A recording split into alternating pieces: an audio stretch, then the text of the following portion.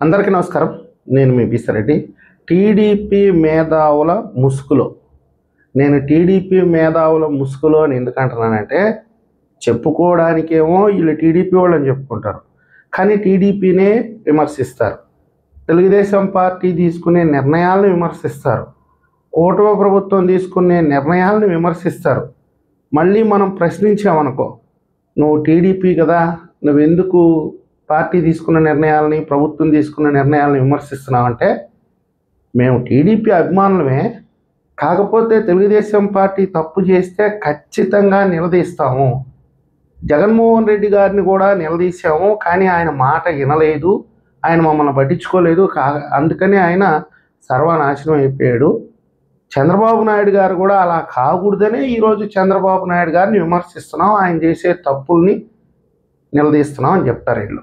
Okay, ఇది నాకు ఎలా అనిపిస్తుందంటే, ఈడు మాత్రం నా బిడ్డే, కానీ ఎవడికి పుట్టాడో నాకు తెలియదు అన్నట్టుగా ఉంది వీళ్ళ వ్యవహారం.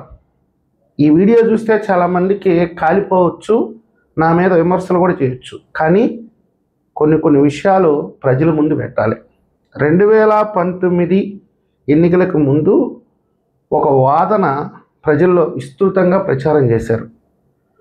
మళ్ళీ గనక చంద్రబాబు నాయుడు గారు వస్తే రెడ్డి కులం అనేదే ఈ రాష్ట్రంలో ఉండదు. చంద్రబాబు నాయుడు గారు రెడ్ల మీద కక్ష కట్టినాడు, సర్వనాశనం చేసేస్తాడు. ఈ రాష్ట్రంలో ఉండే రెడ్లు మొత్తం కూడా రాష్ట్రం విడిచిపెట్టి పరారైపోవాలి అని చెప్పి విస్తృతంగా విష ప్రచారం చేశారు. మాలాంటి వాళ్ళు తీవ్రంగా ఖండించాం. చంద్రబాబు నాయుడు గారు అలాంటి వ్యక్తి కాదు, అలాంటి నీచమైన రాజకీయానికి చంద్రబాబు నాయుడు గారు పాల్పడడు. చంద్రబాబు నాయుడు గారి రాజకీయ జీవితం మొత్తం మీద కూడా ఒక కులాన్ని టార్గెట్ చేయటం కానీ, ఒక మతాన్ని టార్గెట్ చేయటం కానీ, ఒక ప్రాంతాన్ని టార్గెట్ చేయటం కానీ ఉండదు. ఆయన రాష్ట్ర అభివృద్ధి కోసం, సర్వజనుల సంక్షేమం కోసం పనిచేసేటటువంటి ఏకైక నాయకుడు చంద్రబాబు నాయుడు గారే అని స్పష్టంగా వాళ్ళని వాదించాము. ప్రశాంత్ కిషోర్ ట్రాప్లో పడద్దు, జగన్మోహన్ రెడ్డి ట్రాప్లో పడద్దు. జగన్మోహన్ రెడ్డి ట్రాప్లో పడి మీ వంశం యొక్క గౌరవ ప్రతిష్టలు దిగజార్చుకోకండి. జగన్మోహన్ రెడ్డి అనే వ్యక్తి అవకాశవాది, అందుకోసమే రెడ్డి కులాన్ని అడ్డం పెట్టుకొని రాజకీయం చేస్తున్నాడు అని మేము పదే వివరించి చెప్పినా మా మాట చల్లలేదు. 2019లో రెడ్ల సహకారం జగన్మోహన్ రెడ్డికి 99% ఉంది, అధికారంలోకి వచ్చాడు. 2024కి వచ్చినప్పటికే చాలామంది భ్రమలు తొలగిపోయాయి. జగన్మోహన్ రెడ్డి అనే వ్యక్తి వల్ల మనకి మంచి జరగకపోగా తలెత్తుకొని తిరగలేని పరిస్థితి. అంటే 100% ఈ అవగాహనకు రాలా. దాదాపుగా 40% వచ్చారు, ఇంకా 60% కొట్టుమిట్టాడుతున్నారు అక్కడ చేరి. జగన్మోహన్ రెడ్డితో ఉంటేనే రాజకీయ భవిష్యత్తు, తెలుగుదేశం పార్టీలోకి పోతే మన భవిష్యత్తు ఏంటి అనేది వాళ్ళ యొక్క సందిగ్ధం, మనం కాదనలేం. కానీ వాస్తవం ఏంటంటే, రెడ్డి సామాజిక వర్గానికి గుర్తింపు వచ్చేది తెలుగుదేశం పార్టీలోనే. వైఎస్ఆర్సీపీలో ఉంటే శతకోటి లింగాల్లో ఒక బోడి లింగం గాడీడు. అదే తెలుగుదేశం పార్టీలోకి వస్తే ఒక నాయకుడిగా ఎదిగే అవకాశం ఉంది. అది మేము చాలా సందర్భాల్లో చెప్తున్నాం, మా ప్రయత్నం మేము చేస్తున్నాం. జగన్మోహన్ రెడ్డి ట్రాప్లో నుంచి బయటికి రాండి, మీ గౌరవాన్ని కాపాడుకోండి, మీ ప్రతిష్టను కాపాడుకోండి అని మేము విజ్ఞప్తి చేస్తున్నాం మా సామాజిక వర్గాన్ని. అయితే కొంతమంది ఈ మధ్యకాలంలో ఈ టీడీపీ మేధావుల ముసుగులో సోషల్ మీడియాలో వీళ్ళకి మంచి ఫాలోయింగ్ ఉందండి. ఈ 1.5 సంవత్సరంగా తెలుగుదేశం పార్టీ అధినాయకత్వం కానీ, ప్రభుత్వం కానీ ఎక్కడ కూడా రెడ్లను కించపరుస్తూ ఏ మాట మాట్లాడలేదు. నారా లోకేష్ గారు యువగళం పాదయాత్ర సందర్భంగా రెడ్డి సామాజిక వర్గాన్ని రిక్వెస్ట్ చేశాడు, అన్నా మీరు కూడా అర్థం చేసుకోండి, రాష్ట్ర భవిష్యత్తు ఏంటనేది మీరు అర్థం చేసుకొని మాతో కలవండి అని రిక్వెస్ట్ చేసిన సందర్భాలు కూడా అనేకం ఉన్నాయి. సరే, ఆ విషయాన్ని పక్కన పెడదాం. వీళ్ళు ఏం చేస్తున్నారంటే, ఈ టీడీపీ సోషల్ మీడియా మేధావుల ముసుగులో డైరెక్ట్గా రెడ్డి సామాజిక వర్గాన్ని టార్గెట్ చేస్తున్నారు. నేను వైఎస్ఆర్సీపీలో కొంతమంది రెడ్లు ఎదవలు ఉన్నారండి, నేను కాదంటలేదు.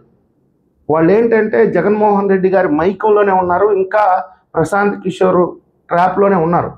వాళ్ళు బయటికి రావాలంటే కొద్ది కాలం పడుతుంది. ఈ లోపల వైఎస్ఆర్సీపీ అనేది భూస్థాపితం కావాలా. అయిన తర్వాత కూడా వీళ్ళు సైకోల్లాగా రెచ్చిపోయే ప్రమాదం కూడా ఉంది. నేనేం కాదనట్లేదు, ఎందుకంటే ఆ విధంగా వాళ్ళల్లో విషాన్ని ఎక్కిచ్చేశారు. మేము ఈరోజు రెడ్డి సామాజిక వర్గాన్ని తెలుగుదేశం పార్టీ వైపు తిప్పాలి అని మా వంతుగా మేము కృషి చేస్తుంటే, ఈ మేధావి వర్గం ప్రతి దానికి రెడ్లను టార్గెట్ చేస్తున్నారు. మీరు టార్గెట్ చేయండి, నేను కాదనట్లేదు. వైఎస్ఆర్సీపీలో ఉండే రెడ్లు ఎవరైతే ఉంటారో వాళ్ళ పేరు పెట్టి మీరు టార్గెట్ చేయండి. వైఎస్ఆర్సీపీకి చెందినటువంటి ఫలానా రెడ్డి ఈరోజు రాష్ట్రానికి వ్యతిరేకంగా పనిచేస్తున్నాడు, రాష్ట్ర ప్రభుత్వానికి వ్యతిరేకంగా పనిచేస్తున్నాడు, అబద్ధాలు ప్రచారం చేస్తున్నాడు, ఈ విధంగా మీరు టార్గెట్ చేయండి, నేనేం కాదనట్లేదు. ఒక చిన్న విషయం, చాలా బాధాకరమైనటువంటి విషయం వాళ్ళ ఫేస్బుక్లో పోస్ట్ చేసింది. కుప్పంకి చంద్రబాబు నాయుడు గారు నీళ్ళు ఇచ్చారు కాబట్టి సరిపోయింది, లేకుండా ఉంటే రాయలసీమ రెడ్ల ఏడుపులకి రాయలసీమలో ఉండే రిజర్వాయర్లు మొత్తం నిండిపోయాయి. చూడండి ఎంత దారుణమైనటువంటి కామెంట్ అది, మీరే అర్థం చేసుకోండి. ఏంటండి ఇది? మీకు కనీసం మీరు ఆలోచిస్తున్నారా? విజ్ఞత ఉందా? సభ్యత ఉందా? సంస్కారం ఉందా? ఈ రాష్ట్రం మీద మీకు బాధ్యత ఉందా? చంద్రబాబు నాయుడు గారు కుప్పంకి నీళ్ళు ఇస్తే సంబరాలు చేసుకుంది రెడ్డి సామాజిక వర్గం. మీరు ఒకసారి ఆలోచించుకోండి. పోతిరెడ్డిపాడు గేట్లు పెంచారండి, కాలువలు దవ్వుకోండి, రాయలసీమకు కూడా నీళ్ళు ఇవ్వండి. ఇప్పుడు మీరు కృష్ణా నుంచి నీళ్లు తీసుకొచ్చి పెన్నా ద్వారా సముద్రంలోకి పంపిస్తున్నారు. కాలువలు వెడల్పు చేయండి, పోతిరెడ్డిపాడులో నుంచి వచ్చేటటువంటి ప్రతి నీటి చుక్కని వినియోగించుకుందామని ఈరోజు రాయలసీమ రైతాంగం డిమాండ్ చేస్తుంది. కానీ వాళ్ళు కులాల మధ్య చిచ్చు పెట్టడానికి ప్రయత్నించట్లా, మీరు ప్రయత్నిస్తున్నారు. ఎంత ఘోరమైన మాట అండి. ప్రత్యక్షంగా నేనే చూసాను ఆ పోస్టు, దాని కింద కామెంట్లు. నిన్నో మొన్నో ఒక పోస్ట్ చూశాను, విజయవాడ అంటే రాయలసీమ వాళ్ళకి కక్ష అంట, కసి అంట, విజయవాడను దాటుకొని విశాఖపట్నం వైపు చూస్తున్నారంట వాళ్ళు. ఎందుకంటే విశాఖపట్నంలో వీళ్ళ అక్రమాస్తులు ఉన్నాయంట రాయలసీమ రెడ్లకు సంబంధించి. ఏం మాటలండి మీకు? సభ్యత ఉండగలే కొంచెమన్నా సరే.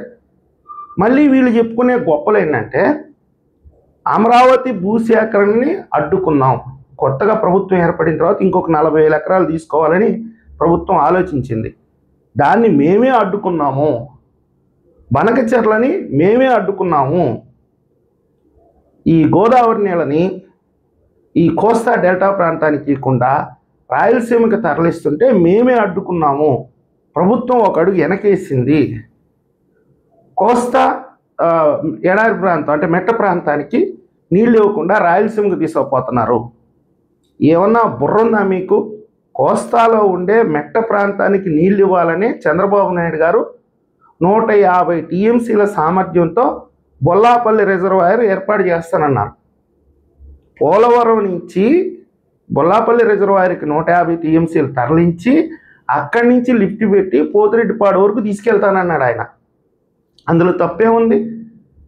వీళ్ళు గొప్పగా చెప్పుకుంటున్నారు, బనకచెర్ల ఆగిపోయింది, ఇది మా ఘనకార్యమే, అమరావతిలో ఎయిర్పోర్ట్ ఆపేశాము, ఇది మా వల్లే, ఎందుకు గన్నవరం ఎయిర్పోర్ట్ ఉంది కదా. అరే ఏం మాట్లాడుతున్నారు మీరు? మీరేమో గొప్పలుగా చెప్పుకుంటున్నారు, మేము ప్రభుత్వాన్ని విమర్శిస్తాం, చంద్రబాబు నాయుడు గారిని విమర్శిస్తాం, చంద్రబాబు నాయుడు గారు తీసుకున్నటువంటి నిర్ణయాల్ని మేము అడ్డుకుంటాం, మా వల్లే ప్రభుత్వం అడుగు ముందుకేయలేకపోతుంది, నారా లోకేష్ గారికి అసలుకి విద్యాశాఖకు సంబంధించి సలహాలన్నీ మేమే ఇస్తున్నాము, ఆయన ప్రైమరీ ఎడ్యుకేషన్ని బ్రహ్మాండంగా డెవలప్ చేశాడు, హయ్యర్ ఎడ్యుకేషన్ మీద ఆయన దృష్టి పెట్టలేదు. వీళ్ళు పెట్టిన పోస్టులు ఇవన్నీ కూడా దీనికంతటికి కారణం వల్ల రెడ్లే. విజయవాడ ఉత్సవం ఏదో ఒక కార్యక్రమం నిర్వహిస్తున్నారు, దానికి సంబంధించి అంట రెడ్డి సామాజిక వర్గం అడ్డుకుంటుందంట. ఎందుకింత కక్ష మా విజయవాడ మీద? ఏ రెడ్డి అడ్డుకున్నాడు? ఏదో వైఎస్ఆర్సీపీ పార్టీలో పనిచేసేవాడు ఒకడు పోయి కోర్టుకు వెళ్ళాడేమో, వాడి పేరు పెట్టి పోస్ట్ చేయండి మీరు, మేము కూడా వాడిని టార్గెట్ చేస్తాము. మళ్ళీ మీరు 2019 పరిస్థితులను తీసుకురావాలనుకుంటున్నారా మీరు ఈరోజు? ఒకసారి ఆలోచించుకొని ఆత్మపరిశీలన చేయండి. మీకు ఒకవేళ వ్యూవర్షిప్ ఉండొచ్చు, ఫాలోయింగ్ ఉండొచ్చు, కానీ నేను ఖచ్చితంగా చెప్తున్నానండి, నేను కట్టుబడి ఉంటున్నాను. వైఎస్ఆర్సీపీలో ఇప్పటికీ కూడా కనీసం విచక్షణ లేకుండా నిన్నెవరో రవీందర్ రెడ్డో ఎవడో ఒకరిని అరెస్ట్ చేశారు. వాడు అసలు మనిషేనా, వాడు కడుపు కూడి తింటున్నాడా నాకు అర్థం కాల. వాడు పెట్టిన పోస్టులు చూస్తే ఇలాంటి ఎదవలు ఉన్నారండి. వాళ్ళని మనం ఏ విధంగా మార్చాలో ఆ విధంగా మార్చాలి, కానీ మీరు మూకమ్ముడిగా రెడ్డి సామాజిక వర్గం అంటేనే వాళ్ళు ఒక రాక్షసులు, వాళ్ళు ఒక దుర్మార్గులు అన్నట్టుగా మీరే క్రియేట్ చేస్తూ రేపు కర్మగాలి అరే మాలో కూడా ఆందోళన వచ్చి వీళ్ళు ఏంట్రా ఇలా చేస్తున్నారని చెప్పి వీళ్ళు పార్టీకి దగ్గర కావాల్సిన వాళ్ళు, పార్టీ కోసం పనిచేయాల్సిన వాళ్ళు కూడా దూరమైపోతున్నారు. యాక్చువల్గా నాలాంటి వాళ్ళు కూడా వీళ్ళ వేషాలు చూసి, వీళ్ళ మాటలు చూసి మేమేం దీని గురించి పార్టీ దృష్టికి తీసుకెళ్ళలేము, పార్టీకి కంప్లైంట్ చేయలేము. పార్టీ ఇందా తర్వాత విషయం. కానీ వీళ్ళు మాట్లాడే మాటలు మమ్మల్ని ఎంత ఆత్మక్షోభకు గురి చేస్తున్నాయో మీరు ఒకసారి అర్థం చేసుకుంటారని నేను ఆశిస్తున్నాను. ఈ వీడియో మీకు నచ్చినట్లయితే లైక్ చేయండి, సబ్స్క్రైబ్ చేయండి. ధన్యవాదాలు.